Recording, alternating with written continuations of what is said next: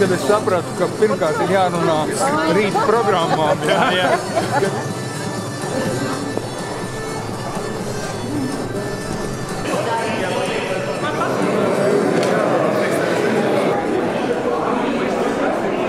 Es gribu pateikt visiem lielu paldies par to, ka jūs bijāt un spējāt atspoguļot visu to, kas ir. Pateicoties jums, mums šobrīd ir vēsture uzrakstīta. Paldies, ka jūs mūs toreiz nenodevāt, bet atbalstījāt.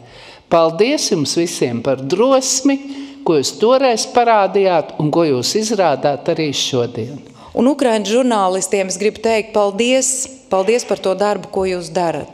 Tas ir tik svarīgi mums visiem uzzināt, kas tur notiek.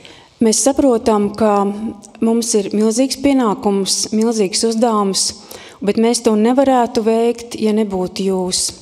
Ka jūs bijāt tik drosmīgi, ka jūs iestājāties par Latviju, ziņojāt, stāvējāt barikādēs, rakstījāt, filmējāt, stāstījāt pasaulē.